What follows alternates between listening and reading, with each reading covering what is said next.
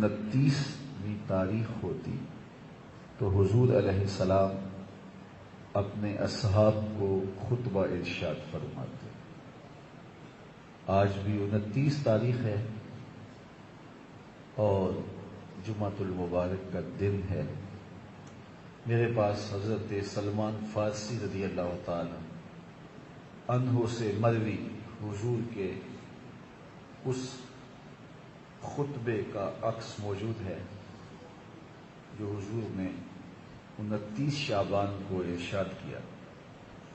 تو آئیے آج وہ خطبہ سنا کر کے میں حضور کی سنت کو ادا کروں اور آپ سن کر کے صحابہ کی سنت کو ادا کریں۔ حضرت سلمان فارسی رضی اللہ تعالی عنہ فرماتے ہیں، خطبنا رسول اللہ صلی اللہ علیہ وسلم فی آخر یوم من شعبان۔ حضور علیہ السلام نے شعبان کی آخری تاریخ کو ہمیں خطبہ ارشاد کیا۔ فقال، خطبہ ارشاد کرتے ہوئے رسول کریم نے فرمایا، یا ایھا الناس، اے لوگو، قد اظلکم شہر عظیم شہر مبارک شہر فیہ لیلۃ خیر من الف شہر۔ اے لوگو، تمہارے پاس ایک عظیم مہینہ سایہ فگن ہونے والا ہے، جلوہ فراز ہونے والا ہے، تشریف لانے والا ہے، رحمت کی چھاؤں بن کے تمہارے اوپر سایہ کرنے والا ایک مہینہ آ رہا ہے جو بہت ہی عظمتوں کا حامل ہے۔ شہر مبارک، یہ برکت والا مہینہ ہے۔ شہر فیہ لیلۃ خیر من الف شہر، اس مہینے میں ایک ایسی رات ہے جو 1000 مہینے سے بہتر ہے۔ لیلۃ القدر 1000 مہینوں سے بہتر ایک رات اس امت کو دی گئی۔ 83 سال 4 ماہ بنتے ہیں۔ 83 سال 4 ماہ مسلسل کوئی بندہ عبادت کرتا رہے اور ایک لیلۃ القدر کا قیام کر لے، یہ قیام ان 83 سال 4 ماہ کی عبادتوں سے پھر بھی افضل ہے۔ یہ حضور کے صدقے سے ہمیں عطا کیا گیا اور یہ قرآن کی نص ہے، لیلۃ القدر خیر من الف شہر، یہ 1000 مہینوں سے بہتر ہے۔ تو کہا اس میں وہ بابرکت رات ہے جو 1000 مہینے سے بہتر ہے۔ جعل اللہ صیامہ فریضہ، اللہ نے اس مہینے کے روزوں کو فرض بنایا۔ وقیام لیلۃ تطوعا، اور اس مہینے کی راتوں کو نفل بنایا۔ حضرت ابو ہریرہ رضی اللہ تعالیٰ عنہ سے روایت ہے، میرے حضور نے فرمایا، من صام رمضان ایمانا و احتسابا غفر له ما تقدم من ذنبہ، جس نے ماہ صیام کے روزے رکھے ایمان کے ساتھ اور محاسبہ نفس کے ساتھ، اللہ اس کے پچھلے سارے گناہ معاف فرما دیتا ہے۔ ومن قام رمضان ایمانا و احتسابا غفر له ما تقدم من ذنبہ، اور جس نے رمضان المبارک کی راتوں میں قیام کیا، تراویح ادا کی، اللہ اس کے بھی پچھلے سارے گناہ معاف فرما دیتا ہے۔ ومن قام لیلۃ القدر ایمانا و احتسابا غفر له ما تقدم من ذنبہ، اور جس نے لیلۃ القدر کی رات کو قیام کیا، اللہ اس کے بھی پچھلے سارے گناہ معاف فرما دیتا ہے۔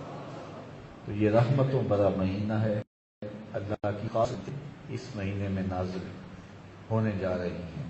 تو فرمایا جعل اللہ صیامہ فریضہ، اللہ نے اس مہینے کے روزوں کو فرض قرار دیا ہے۔ وقیام لیلۃ تطوعا، راتوں کے قیام کو نفل قرار دیا ہے۔ من تقرب فیہ بخصلۃ من الخیر کان کمن ادی فریضۃ فیما سواہ، جس نے اس مہینے میں کوئی اچھائی کی تو وہ ایسے ہے جس طرح اس نے فرض ادا کیا ہے۔ یعنی اس مہینے میں ایک نفل ادا کرنے کا، ایک نفلی عبادت کرنے کا، فرض ادا کرنے کے مطابق ثواب ہے۔ ومن ادا فریدۃ فیہ کان کمن ادا 70 فریدۃ فیما سوا، اور جس نے اس مہینے میں کوئی فرض ادا کیا تو گویا اس کو 70 فرضوں کا ثواب عطا کیا جائے، تو 70 گنا اجر اس مہینے میں بڑھ جاتا ہے۔ تو رحمتوں کی لوٹ سے لگی ہے نا اس مہینے میں۔ اور سنو حضور نے کیا فرمایا، آقا کریم نے ارشاد فرمایا وَهُوَ شَهْرُ الصَّبْرِ، اور وہ صبر کا مہینہ ہے، صبر کا مہینہ ہے۔ اللہ اکبر۔ وَالصَّبْرُ ثَوَابُهُ الْجَنَّةُ، اور صبر کا ثواب سیدھا سیدھا جنت ہے۔ ایک روایت میں آتا ہے الصوم نصف الصبر، روزہ آدھا صبر ہے۔ تو گویا صبر حاصل کرنے کے لیے روزہ رکھ کر کے یہ دولت حاصل کی جا سکتی۔ تو آگے ارشاد فرمایا وَالشَّهْرُ الْمَوَاسَاةِ، اور یہ ایک دوسرے کے ساتھ محبت کرنے کا، باہمی تعاون کرنے کا، الفت و رافت کے ساتھ پیش آنے کا مہینہ ہے، ایک دوسرے کے ساتھ پیار کرنے کا مہینہ ہے۔ وَشَهْرٌ يُزَادُ فِيهِ رِزْقُ الْمُؤْمِنِ، اور یہ ایسا بابرکت مہینہ ہے جس میں مومن کا رزق بڑھ جاتا ہے، مومن کے رزق میں اضافہ ہو جاتا ہے۔ وہ نعمتیں جو عام ایام میں اسے نصیب نہیں ہوتی، اس مہینے میں اسے نصیب ہو جاتی، اس کا رزق بڑھ جاتا ہے، برکت ہو جاتی ہے، اضافہ ہو جاتا ہے۔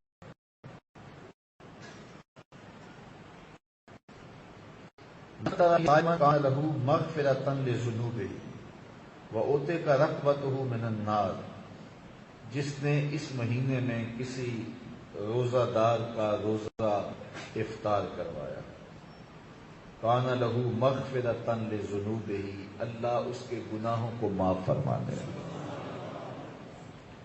اور اس کی گردن کو جہنم کی آگ سے آزاد کر دے۔ یہ برکت ہے اس مہینے میں کسی کو روزہ افطار کروانے۔ اللہ اکبر، کتنی بڑی برکت ہے اور کتنی بڑی رحمت۔ وَقَانَ لَهُ مِثْلُ أَجْرِهِ مِنْ غَيْرِ أَنْ يَنْتَقِصَ مِنْ أَجْرِهِ شَيْئًا، اور اس کو روزہ رکھنے والے جتنا اجر ہی نصیب ہوگا، جس نے بھوک کاٹی، جس نے پیاس کاٹی، جس نے گرمی کی شدت کاٹی، جس نے سارا دن بھوکے پیاسے رہ کے روزہ رکھا، جتنا ثواب اس کو ملا ہے، اس کے ثواب میں کمی کیے بغیر اتنا ہی ثواب اللہ تعالیٰ جل شانہ اس کو عطا کرے گا جو روزہ افطار کروائے گا۔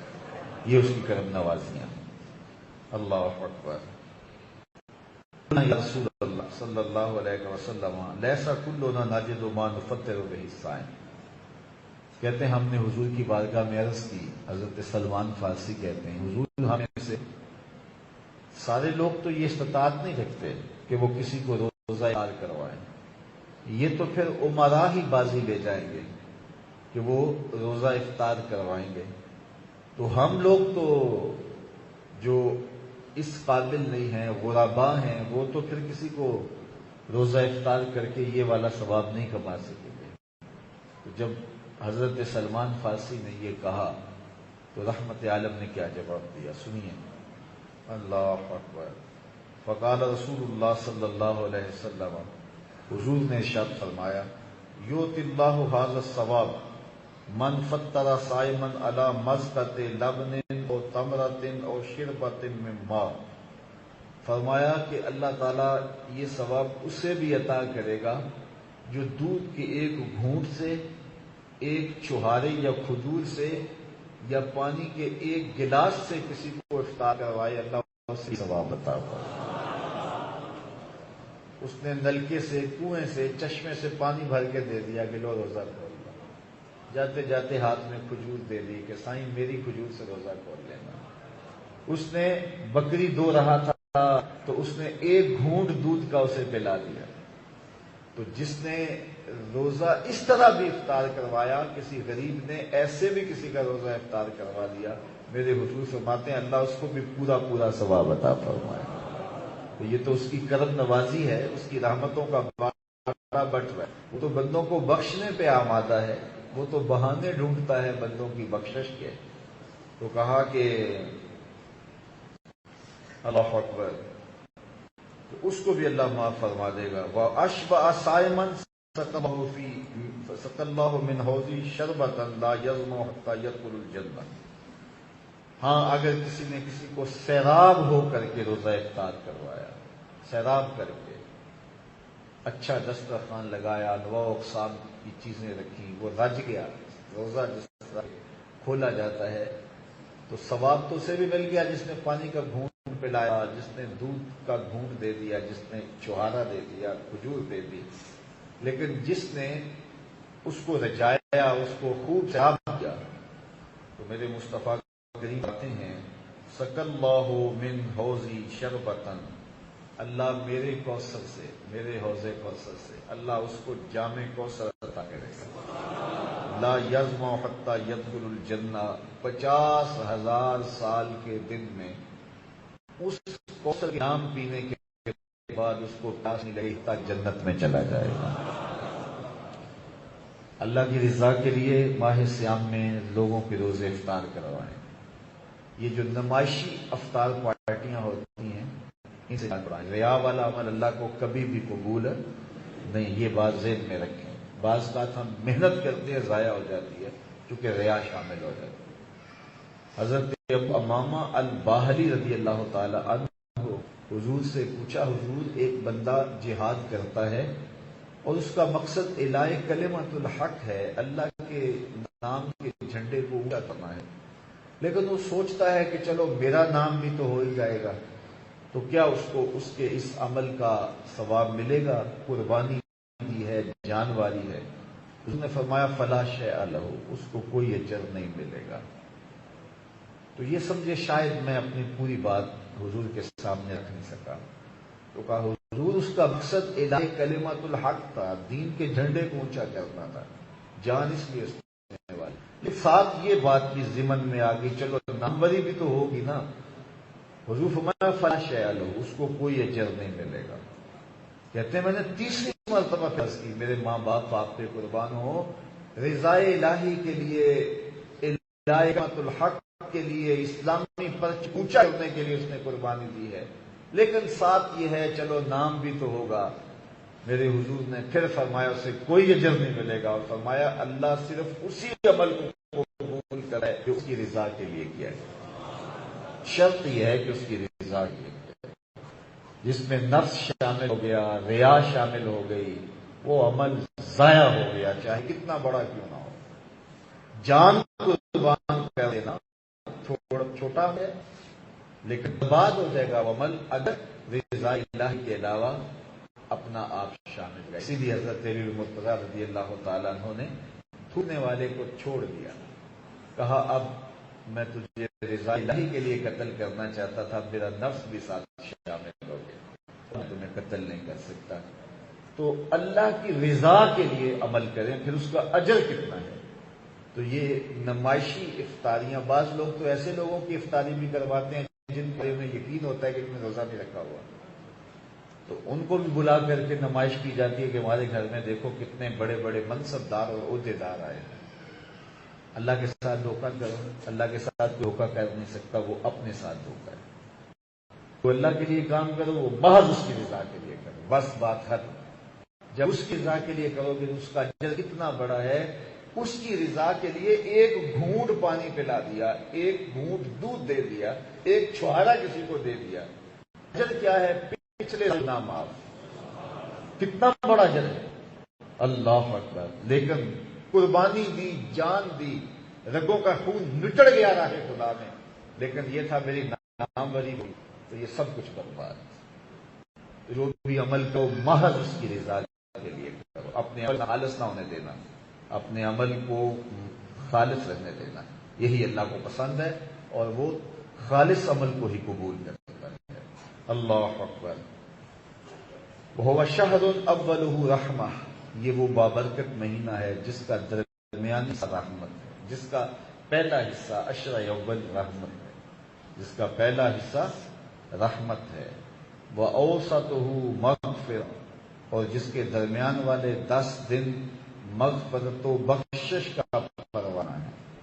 وَآخِرُهُ عِتْقٌ مِّنَ النَّارِ، اور آخری 9 یا 10 دن جہنم کی آگ سے آزادی کا پروانہ ہے۔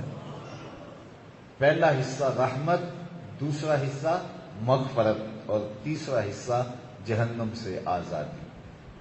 ایسا بھی کوئی موسم آئے گا زندگی میں جیسا رمضان آتا ہے، ماہ سیام ہے، تو پھر کیوں نہ رحمتیں لوٹیں، کیوں نہ جھولی پھیلا پھیلا کے اس مہینے میں رب کی رحمتوں کی خیرات مانگیں۔ یہ کسی امت کو ایسا نہیں دیا گیا مہینہ جیسا ماہ سیام ہمیں دیا گیا۔ یہ اس امت کے اوپر فضل ہے حضور کے صدقے سے کہ کیسی کیسی راتیں دے دی گئیں، کیسے کیسے دن دے دیے گئے۔ حضور نے فرمایا ایک بندہ صبح سے لے کے ظہر تک مزدوری کرتا ہے، اسے ایک کی رات دیا جاتا ہے۔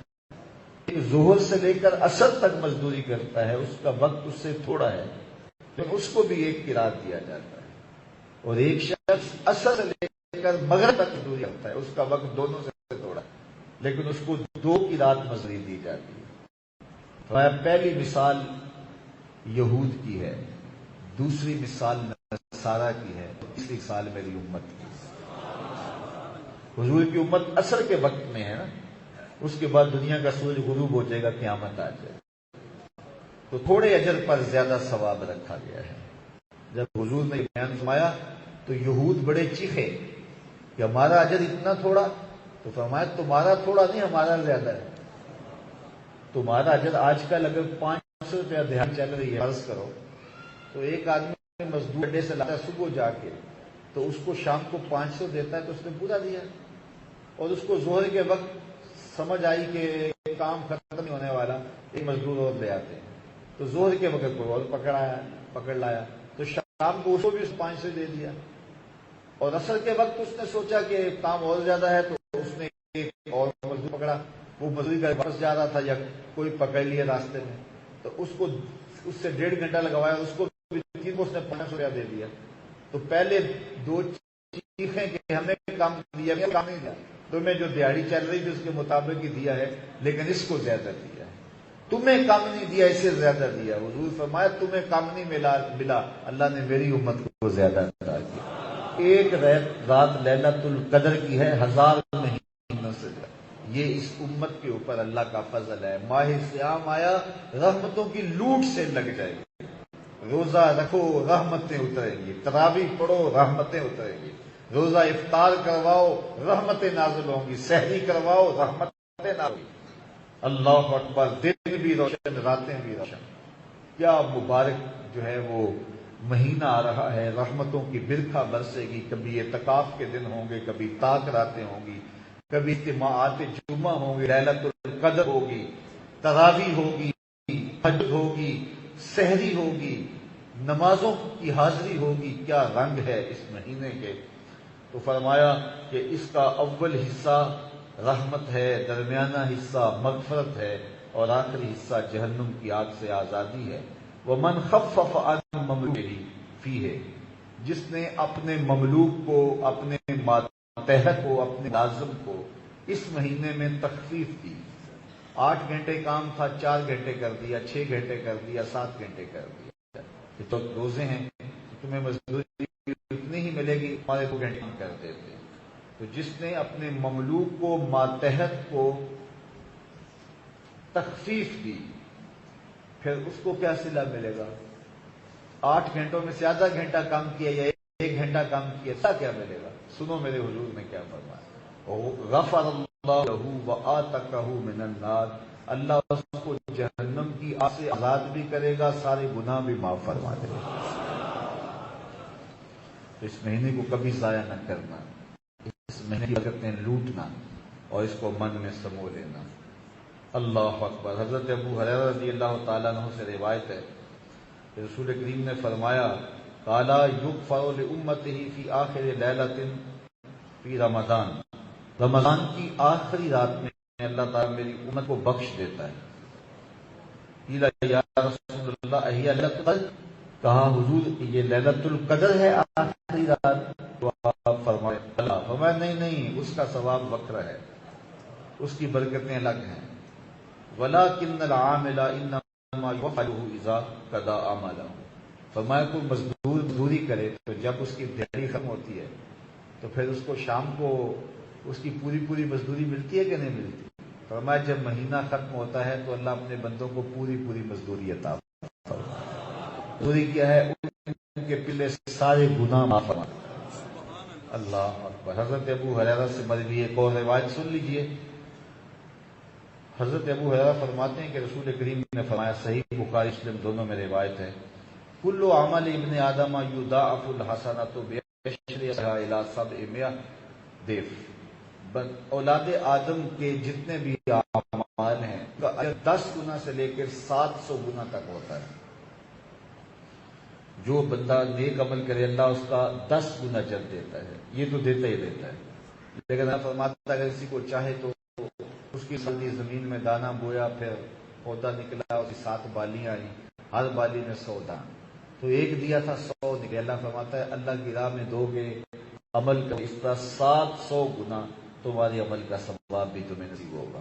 یہ تو جتنا گڑ ڈالنا ہے اتنا میٹھا ہونا ہے. کسی کو 10 گنا، کسی کو 20 گنا، کسی کو 50 گنا، کسی کو 700 گنا، تو عمل کے ثواب ملتے ہیں. یہ تو ہے، لیکن فرمایا ایک عمل ایسا ہے ہر عمل کا ثواب 10 گنا سے لے کے 700 گنا تک ملتا ہے. لیکن فرمایا الا الصوم، ہاں مگر روزہ. قال اللہ تعالی الا الصوم فانه لی وانا اجزی بہ. فرمایا روزہ میرے لیے ہے اور اس کی جزا میں خود ہی دوں گا. باقی اعمال کا صلہ 10 گنا سے لے کے 700 گنا تک ہے. کہا ان اعمال میں روزہ نہیں آتا، روزے کا اجر وکر ہی ہے اور وہ اجر میں خود دوں گا. اس لیے کہ روزہ میرے لیے روزہ رکھتا ہے، پھر اس کا اجر بھی میں ہی دوں گا نا. تو جب وہ عطا کرے گا پھر تو خوش کر دے گا بندے کو. کتنا کرم ہوگا، کتنی رحمتیں ہوں گی. یادہ شہوتہ وطعامہ من اجل، بندہ میرے لیے اپنی شہوات اور اپنی خواہشات چھوڑتا ہے اور کھانا چھوڑتا ہے تو میں اس کو خود اجر دوں گا. للصائم فرحتان، روزہ دار کے لیے 2 خوشیاں ہیں. روزہ دار کے لیے کتنی خوشیاں ہیں؟ 2 خوشیاں ہیں. فرحت عند فطرہ، ایک خوشی اسے تب ملتی ہے جب روزہ کھولتا ہے. سارے دن کی بھوک اور پیاس کاٹی اور کتنا مشکل گرمی والا ہوتا ہے. وضو بھی کیا تو بچ کے حلق سے نیچے کو قطرہ اتر نہ جائے.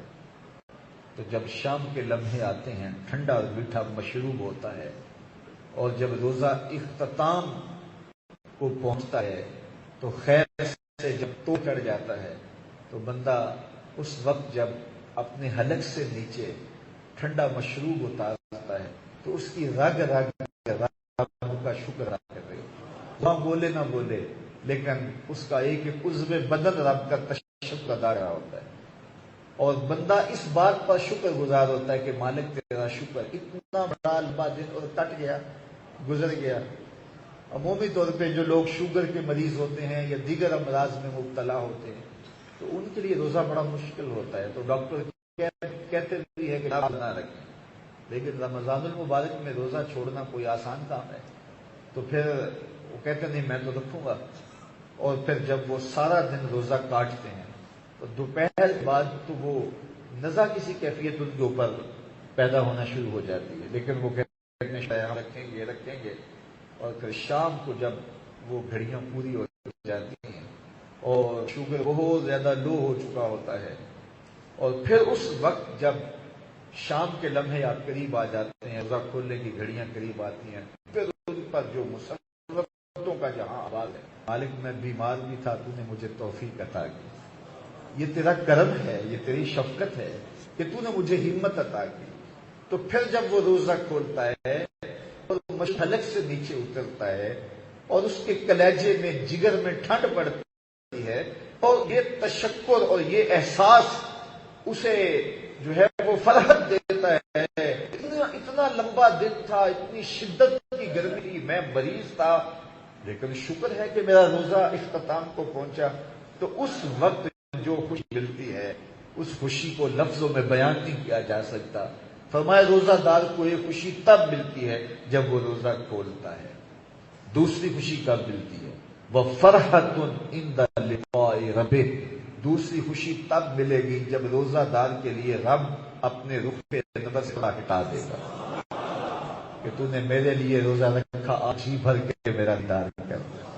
تو پھر کیا وہ لمحے ہوں گے کہ رب بھی نقاب اٹھا دے گا کہ میرے بندے تو نے پیاس کاٹی، تو نے بھوک کاٹی، تو سخت گرمیوں میں کڑکتی دھوپ میں کام آج کرتا رہا، ٹھنڈا پانی بھی دستیاب تھا، لیکن تو نے اپنے حلق کو تر تک نہیں کیا، زبان کانٹا تھی، کانٹا ہی رہنے دی. تو نے میری رضا کے لیے، میری محبت کے لیے کچھ کیا.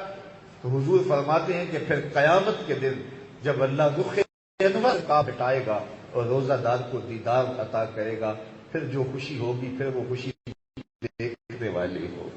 دو خوشی ملتی ہیں، ایک جب روزہ کھلتا ہے اور ایک خوشی تب ملتی ہے جب روزے کے صلے میں اللہ اپنا دیدار نصیب فرمائے گا. اور آگے لفظ والا خلوف و فم الصائم اطیب عند اللہ من ریح المسک. روزہ دار کے منہ میں پچھلے پہر جو سمیل پیدا ہو جاتی ہے، اس کے معدے سے جو بو آتی ہے، اس کے منہ سے جو مہک آتی ہے، روزے کی وجہ سے، بھوک کی وجہ سے، خالی معدے کی وجہ سے، میرے حضور نے فرمایا اللہ کو وہ کستوری سے بھی زیادہ پسند ہے. اللہ اکبر. وہ مہک، وہ بو، وہ سہج اس وقت اس معدے سے آ رہی ہوتی ہے اور منہ سے محسوس ہو رہی ہوتی ہے، اللہ کو وہ کستوری سے بھی زیادہ پسند ہے. میرے مالک کو کتنا پیار کرتا ہے، تیری کتنی محبت ہے اپنے بندوں سے کہ ایک دن فاقہ کاٹا، ایک دن تکلیف کاٹی، تو مالک اتنا پیار کرتا ہے کہ اس کے منہ سے آواز مہک اور اسمیل کستوری سے بھی زیادہ پیاری لگتی ہے. اللہ اکبر. اور آگے ارشاد فرمایا والصیام جنہ، اور روزے ڈھال، جس طرح ڈھال ہوتی ہے تو تیر برستے ہیں تو ڈھال روک لیتی ہے، تو روزہ کی ڈھال ہے، جہنم کی آگ سے ڈھال ہے، گناہوں سے ڈھال ہے. وَإِذَا كَانَ يَوْمُ صَوْمِ أَحَدِكُمْ فَلَا يَرْفَثْ وَلَا يَسْخَبْ فَإِنْ صَابَهُ أَحَدٌ أَوْ قَاتَلَهُ فَلْيَقُلْ إِنِّي امْرُؤٌ صَائِمٌ. میرے حضور نے ارشاد فرمایا کہ جو کوئی روزہ رکھے تو اپنی زبان سے غلط نہ بولے، کسی سے الجھے نہ، لڑائی جھگڑا نہ کرے، فساد دنگا نہ کرے، اور اگر کوئی اس سے الجھے یا اسے گالی دے تو اسے کہے میں روزے دار ہوں، میرے سے لڑو، میں روزے دار ہوں. تو الجھنا، اچھے انداز سے روزہ رکھے. اور حضور کا ایک اور بھی فرمان ہے، لیکن اب وقت سمٹ گیا، شاید اس عنوان سے باتیں ہوتی رہیں. رمضان المبارک آج تراویح ہو جائے یا کل ہو جائے، یہ ماہ سیام بس اب مہمان ہے، آیا جا رہا ہے. اس کا استقبال یہ دونوں ہاتھوں سے لیجیے اور روزے رکھیے، اپنے بچوں کو اٹھائیے اور تراویح کی نماز 20 تراویح ہی ادا کیجیے. یہ 2، 5، 6، 8، 10 تراویح چھوڑ کے بھاگ جانا، اس سے پورا قرآن نہیں سنا جاتا. پورا قرآن کسی ایک جگہ پہ سنیں اور تسلسل کے ساتھ سنیں، اور قرآن مجید کی تلاوت بھی کیجیے اور معمول زندگی کو بہتر بنائیے. اللہ نے زندگی ایک بار پھر یہ مہینہ نصیب کر دیا. اللہ نے یہ ہمارے پر کرم نوازی فرمائی. اس مہینے کو اللہ خیر سے، رحمت سے گزارنے کی توفیق دے. وآخر دعوانا